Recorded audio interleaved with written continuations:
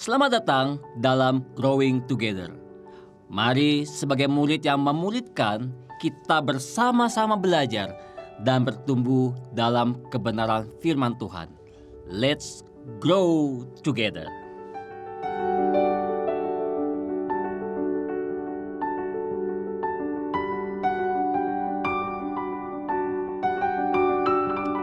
Dalam dunia bisnis, organisasi, dunia pendidikan, bahkan gereja, tidak asing rasanya mendengar kata pemimpin. Bahkan sebagian besar orang terobsesi menjadi seorang pemimpin. Karena itu banyak kita temukan buku-buku yang membahas soal kepemimpinan. Dari soal kriteria seorang pemimpin, ciri-ciri seorang pemimpin, visi dan misi seorang pemimpin, sampai soal trik-trik menjadi seorang pemimpin yang kreatif dan disukai.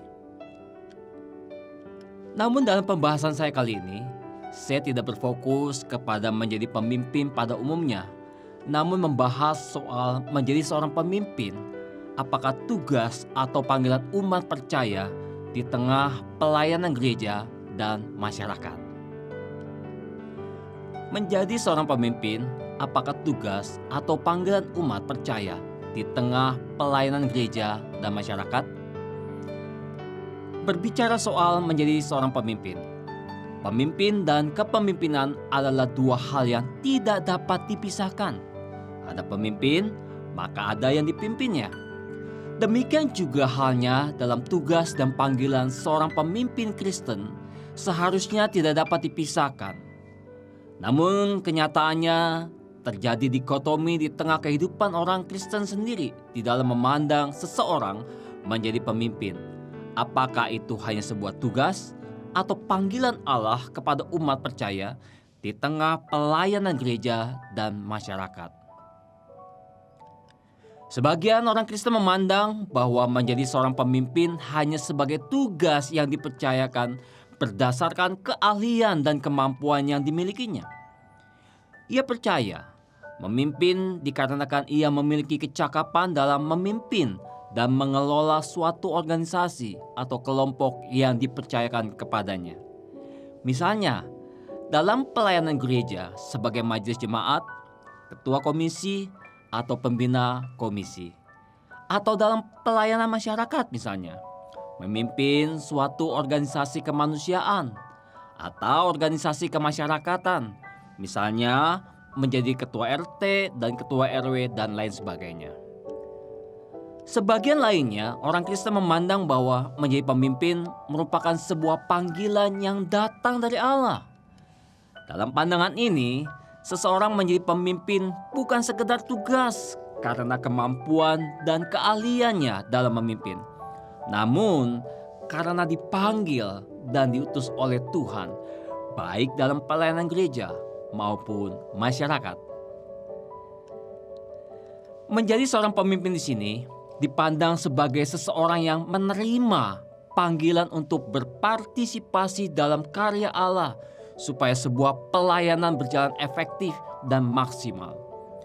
Melalui kepemimpinannya, Allah dipermuliakan dan berita Injil tersampaikan. Dari kedua pandangan tersebut, sama-sama memiliki argumentasi yang cukup baik. Namun saya melihat seharusnya tidak boleh terjadi dikotomi antara tugas dan panggilan, sebab keduanya bersifat simbiosis mutualis. Artinya, saat orang Kristen diangkat menjadi seorang pemimpin, maka di sana terdapat panggilan dan tugas yang saling mengikat dan tidak dapat dipisahkan.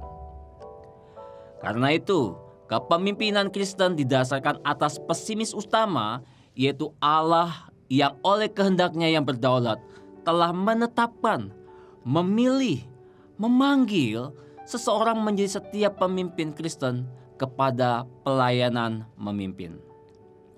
Pesimis Kristen ini ditegaskan oleh J. Robert Clinton yang mengatakan, pemimpin Kristen adalah seseorang yang dipanggil Allah sebagai pemimpin yang ditandai oleh kapasitas memimpin, tanggung jawab pemberian Allah untuk memimpin suatu kelompok umat Allah, bisa gereja, mencapai tujuannya, bagi serta melalui kelompok ini. Karena itu apa yang diungkapkan oleh Clinton di atas memiliki beberapa implikasi penting yang harus dicermati ketika seseorang hendak menjadi pemimpin. Antara lain, yang pertama, panggilan Allah kepada seseorang untuk menjadi pemimpin adalah bersifat mutlak. Itu yang terdapat di dalam Yohanes pasal 3 ayat 27, di mana panggilan Allah merupakan dasar kepemimpinan seorang pemimpin Kristen. Karena Allah memanggil, maka mereka yang terpanggil menemukan diri terpanggil kepada tugas kepemimpinan. Panggilan Allah ini adalah panggilan khusus, di mana Ia oleh rahmat-Nya memanggil seseorang menjadi pemimpin yang diawali dengan panggilan pembebasan kepada keselamatannya. Bisa dibandingkan dalam Yohanes pasal 15 ayat 16, dikatakan, "Bukan kamu yang memilih aku, tetapi akulah yang memilih kamu. Dan aku telah menetapkan kamu supaya kamu pergi dan menghasilkan buah, dan buahmu itu tetap. Supaya apa yang kamu minta kepada Bapa dalam namaku, diberikannya kepadamu." Ini artinya, saat umat percaya menjadi seorang pemimpin, ada panggilan Allah di sana. Ada tugas dan ada tujuan yang Allah rindukan untuk dikerjakan dalam diri seorang pemimpin Kristen. Karena itu, Alkitab menjelaskan tujuan pemimpin yang Allah rindukan bagi pekerjaan tangannya adalah mengembalakan umatnya. Itu yang terdapat dalam 1 Petrus pasal 5 ayat 1 sampai yang keempat, yang menjelaskan bahwa pemimpin gereja harus mengembalakan kawanan Allah dengan baik. Bukan karena terpaksa, tetapi dengan sukarela.